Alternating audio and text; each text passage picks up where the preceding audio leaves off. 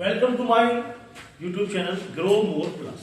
आज जो हमारा मेन टॉपिक है वो how to write in board exams. Board के स्टूडेंट्स की क्वेरीज आई थी लगातार, सर एक वीडियो ऐसे बनाए हैं बोर्ड एग्जाम में कैसे लिखें कैसे नहीं लिखें, तो उस बारे में हम चर्चा करेंगे। आज इस खास वीडियो है स्टूडेंट्स के लिए जो अभी बोर्ड एग्जाम्स हमारे 20 से शुरू हो रहे हैं, 12th और 10th के दोनों के लिए ये खास है कि बोर्ड एग्जाम में कैसे लिखना है और कॉपी में कैसे काम करना है। तो सबसे पहले आपके पास एक बोर्ड की कॉपी आएगी। कॉपी के ऊपर जितनी डिटेल होती है उसमें अपनी डिटेल भरी जाती है, वो डिटेल आप फिल करेंगे तरीके से। यदि आप किसी को फिल नहीं कर पा रहे हैं तो आप वहां से जो भी आपकी क्लास के अंदर टीचर्स होंगे उन टीचर्स की हेल्प लें कि सर ये चीज मेरे समझ में नहीं आ रही है। आप वहां पर बिल्कुल भी हताश ना हो कि सर ये भी समझ में नहीं आ, जो भी टीचर्स वो आपकी हेल्प के लिए होते हैं वहां पे, उनसे आप हेल्प लें। ऐसा नहीं कि आप उल्टा सीधा जो भी मन करा वो लिख रहे हैं फिर उससे बार बार कटिंग आता है, ऐसा नहीं होना चाहिए। जो भी है एकदम क्लियर होना चाहिए, एकदम जो फ्रंट है वो आपका एकदम ऐसा होना चाहिए जो चीज आपको क्लियर दिखाई दे। उसके बाद जब आप कॉपी को खोलते हो तो अभी स्केल्स वगैरह का बोर्ड के अंदर बिल्कुल मना कर दिया गया है कि आप स्केल्स, पहले क्या होता था कि कॉपी में जबरदस्ती की सब भरने के चक्कर में इस तरीके से इस कॉपी में लाइन खींची जाती है, लेकिन आज के समय में ये चीज करो। अब आप कॉपी में ऐसा कुछ नहीं करें। कॉपी में खुद लाइनिंग आती है, लाइनिंग में करना क्या है, पूरा पेपर सेक्शंस में डिवाइड होता है। यानी कि जैसे आपका देखा होगा section A, section B, section C, section D और सेक्शन ई। जो भी है जैसे सेक्शन ए हो गया आपका objective, very short, short, long और एक्स्ट्राऑर्डिनरी हो मैथ वगैरह में तो वहां पर क्वेश्चन ज्यादा हो जाते हैं। तो आप वो पेपर में कॉपी में कैसे करें जिससे कि जो एग्जामिनर है जो आपकी कॉपी चेक करें उन पर कैसे इंप्रेशन डालें, उनको कैसे अट्रैक्ट करें कॉपी की तरफ। तो सबसे पहला जो आपको काम करना है कि पेपर के अंदर देखो सेक्शन कितने हैं। मैंने सपोज है सेक्शन केवल 4 सेक्शंस में हमारा पेपर है। पहला सेक्शन ऑब्जेक्टिव का है तो आप पहला सेक्शन जो ऑब्जेक्टिव का उसे लिखेंगे, ऐसा नहीं कि उसे नहीं लिखेंगे, आप उसे लिखें। पहले कॉपी के ऊपर लिखें बिल्कुल आगे में उसमें सेक्शन ए इस तरीके से, और ऑब्जेक्टिव में एक चीज का ध्यान रखेंगे, क्वेश्चन नंबर 1 और फिर उसके नीचे लिखेंगे आंसर नंबर 1। तो क्वेश्चन नंबर 1 में जब आप लिखेंगे जरूरी नहीं है आप पूरी लाइन लिखेंगे, इसमें लिखने की जरूरत नहीं है, पेपर्स में ऑलरेडी सब कुछ है। आपको आंसर नंबर 1 लिख के यहाँ पे आंसर लिख देना है, यानी कि जो भी उसका आंसर है।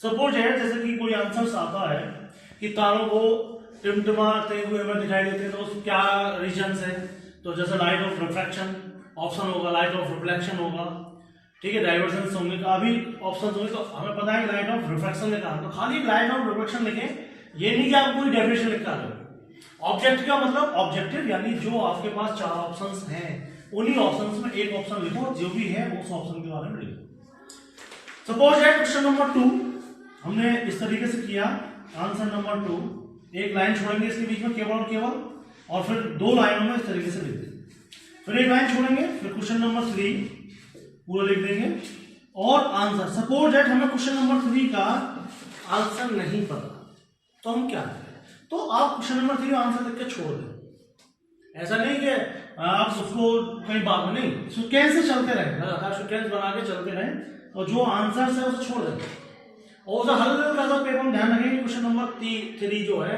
वो मैं छोड़ के आ चुका हूँ, इससे बाद में मुझे रिवाइंड करना है। इस तरीके से हमारा सेक्शन में 20 क्वेश्चन, तो इसी तरीके से आपको 20 लास्ट तक 20 क्वेश्चन तक आपको ऐसे ही करना है, जो क्वेश्चन नहीं आया तो छोड़ देना। अब उसके बाद सेक्शन ए ऑब्जेक्टिव हो गया, वेरी शॉर्ट, शॉर्ट, लॉन्ग। इसमें से देखेंगे कि हमारा सबसे बेस्ट पोर्शन कौन सा है। सपोज है सी जो सेक्शन है ये मेरा ऐसा है जिसे मैं टोटल कर सकता हूँ, और फिर मैं क्या करूंगा नेक्स्ट कॉपी पे अपना यहाँ से सेक्शन सी डालूंगा इस तरीके से, सेक्शन सी। आप कहोगे सर बी तो रह गया, तो कोई जरूरत नहीं है, आप सेक्शन सी डालें, लेकिन सेक्शन सी में जो क्वेश्चन का जो तरीका है वो आप करते रहें। सपोज है क्वेश्चन सी में आते क्वेश्चन का नंबर आ गया सपोज है 31, तो हम 31 क्वेश्चन नंबर लिखेंगे। क्वेश्चन उतारने का आपको कोई जरूरत नहीं है एग्जाम के अंदर, इस चीज का विशेष ध्यान रखें। ये नहीं कि आप पूरा क्वेश्चन का टाइम खराब बिल्कुल ना करें, क्वेश्चन 31 डालें, आंसर नंबर 31 डालें और क्वेश्चन करना शुरू कर दें। इस चीज का विशेष ध्यान रखना है कि जितना आपको पूछा जाता है आप उतना करें।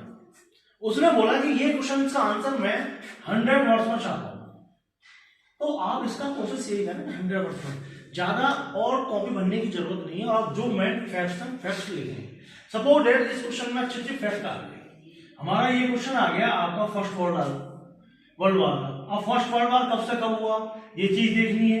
तो सपोज दैट जैसे 1915 से लेकर 1917 है सपोज दैट, तो हम ये लाइन जब लिखें तो इसके नीचे ब्लू पेन से सर अंडरलाइन कर दें। तो इससे क्या होगा, एग्जामिनर जो होगा उसकी निगाह की बस डेट पर पहुंचेगी। फर्स्ट वर्ल्ड वॉर क्यों हुआ, जो रीजन है उस रीजन के नीचे से अंडरलाइन कर दें। इस तरीके से फैक्ट क्या है, किसके ऊपर हुआ उसको ऐसे अंडरलाइन कर दें। तो ये आपका इंप्रेशन जाएगा। आपने लिखा 100 वर्ड में और ये चीजें लिख दी तो ये आपका नंबर खींचने में मदद करेगा। अब सेक्शन सी में क्वेश्चन नंबर 32 है और आंसर नंबर 32। सपोज दैट किसी कारणवश ये हमें भूल गए, आ नहीं रहा, तो 100 वर्ड के हिसाब से इतना पेज छोड़ दो। आपने 100 वर्ड के हिसाब से ये पेज छोड़ दिया कोई नहीं, क्योंकि ये नेक्स्ट टाइम करना है, छोड़ना कुछ नहीं है पूरे बोर्ड एग्जाम में। आपको करना है तो ये छोड़ने का मतलब है कि सीक्वेंस चलता जाएगा आपका। उसके बाद सपोज दैट आपको सेक्शन बी अच्छा आ रहा है तो आप सेक्शन बी लिखेंगे और उसके क्वेश्चन उसी हिसाब से क्वेश्चन आप आंसर लिखते चले जाएंगे। तो इस चीज का विशेष ध्यान रखना है कि क्वेश्चन जो मैं कर रहा हूं, जो कर चुका हूं, उन पर थोड़ा सा क्लिक करते चले कि मैं इतने क्वेश्चन कर चुका हूं। जो रिमेनिंग क्वेश्चन है उनको बिल्कुल दिमाग में रखें, जो मैं छोड़ चुका हूं। कभी कभी ऐसा होता है एग्जाम में टाइम ना होने के कारण हम क्वेश्चन को मिस कर जाते हैं। जो क्वेश्चन मुझे आता है उसे छोड़ जाते हैं, बाद में याद आ जाता है यार मुझे तो क्वेश्चन का आंसर पता था लेकिन मैं कर नहीं पाया टाइम की वजह से। और मैथ में अक्सर होता है। नंबर 2 जैसे फिजिक्स है और आपका मैथ है जिसमें आप न्यूमेरिकल्स निकालते हो, तो न्यूमेरिकल्स निकालते समय इस चीज का विशेष ध्यान रखेंगे। लाइनिंग बाय लाइनिंग आप करते जाएंगे और जब आपका लास्ट में आंसर आता है, जैसे मानो आंसर है 10, तो उस आंसर को इस तरीके से ब्रैकेट में बंद कर देंगे। फिजिक्स का भी है, आप न्यूमेरिकल कर रहे हो सीधा सीधा करते जाओ। सपोज दैट लास्ट में न्यूमेरिकल की वैल्यू आती है इस तरीके से, तो आप उसको इस तरीके से ब्रैकेट में बंद कर सकते, ताकि जो हम कॉपी चेक करने वाला पर्सन है वो की निगाहें केवल उन पर जाए कि इज द बेस्ट, और इसी हिसाब से क्या करेगा वो नंबर देने में बिल्कुल हिचकिचाएगा। अट्रैक्ट बनाना है ना कॉपी को भी। नंबर 2 कि आप जब भी कॉपी में करते हैं कोई चीज गलती हो जाती है, सपोज दैट कोई लाइन आपकी मिस हो गई, जैसे मैंने कुछ भी लिखा था दिस इज रेड, या सपोज दैट कुछ भी हम नॉर्मल सी लाइन लिख लेते हैं और ये लाइन में मुझे लगा यार ये इस लाइन में लिखी प्रॉपर, तो आप इसको बार-बार ऐसे नहीं करना, सिर्फ एक ऐसे लाइन खींच दो, कट मार दो, हो गया। इस तरीके से केवल एक कटिंग, ऐसे नहीं बार-बार इस पर कटिंग करें आप, तो वो दिक्कत आ जाएगी। इससे इंप्रेशन खराब होता है। एग्जामिनर फिर पूरी कॉपी को पूरे तरीके से पढ़ेगा और तरीके से पढ़ेगा तो कहीं ना कहीं गलती ढूंढेगा। तो इस टाइप से ओवर राइटिंग हमें नहीं करनी है कॉपी के अंदर, इस चीज का विशेष ध्यान रखना है। और अक्सर स्टूडेंट करते क्या है, कॉपी के पीछे फालतू वर्ड्स लिख के आते हैं।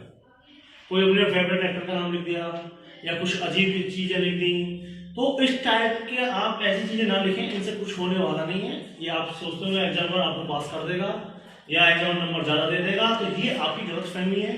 इस प्रकार कुछ होने वाला नहीं है। इस चीज का विशेष ध्यान रखेंगे कि कॉपी एक तरीके से होना चाहिए, मेंटेन होना चाहिए। कॉपी के ऊपर जितना भी आप अपने बारे में डिटेल लिखते हैं, रोल नंबर्स हैं आपके बारे में जितनी डिटेल है वो करेक्ट होनी चाहिए हर तरीके से। कॉपी में ओवर राइटिंग का विशेष ध्यान रखना है कि ओवर राइटिंग किसी प्रकार से नहीं होनी चाहिए। कॉपी के अंदर जो मेन पॉइंट से उनके अंदर नीचे अंडरलाइन कर देंगे, क्योंकि ब्लैक पेन अलाउ नहीं है, तो ब्लू ही पेन से आप उन लाइनों को अंडरलाइन कर देंगे, ठीक है।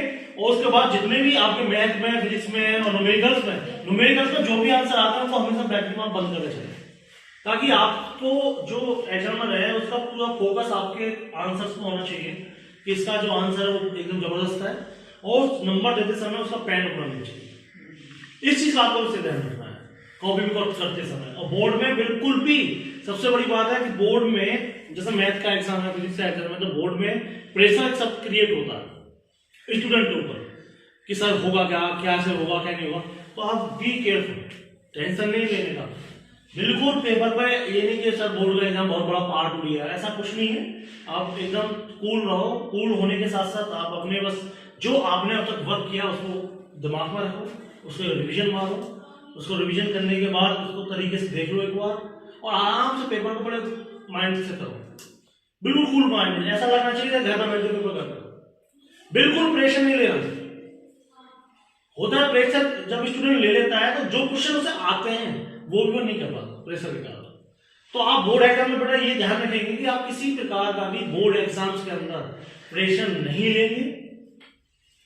जो पहले आपको आते हैं क्वेश्चन, उन क्वेश्चन को करें। किस सेक्शन में पहले आपको 15 मिनट दी जाएंगी आपको एग्जाम करने से पहले उसे पढ़ने के लिए।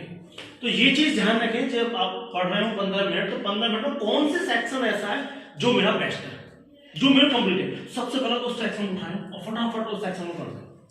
उसके बाद देखें मिड रेंज में कौन सा है जिसमें मैं 70 to 80% जानता हूं, उस सेक्शन में उठा लें। ओके, तो इस टाइप से जब आप करना शुरू करेंगे तो सारी चीजें आपकी क्लियर होती चली जाएंगी और आपको देखेंगे कि आप समय भी बचा लेंगे। तो आप बिल्कुल भी किसी प्रकार का प्रेशर क्रिएट ना करें माइंड में। बोर्ड एग्जाम में बहुत हार्ड आएगा सर, बिल्कुल क्या होगा, कुछ नहीं है। आपका हार्ड वर्क ही आपको कहीं ना कहीं एक शिखर पकड़ा करेगा। तो आप बिल्कुल टेंशन फ्री होकर बोर्ड के एग्जाम दें, बिल्कुल तरीके से काम करें सारी चीजें। और अब ये सारी जानकारी पसंद आई हो, चैनल को फटाफट सब्सक्राइब करें, बेल आइकन को हिट करें। आने वाले फ्यूचर में भी आपको एक जबरदस्त वीडियो देते चलेंगे।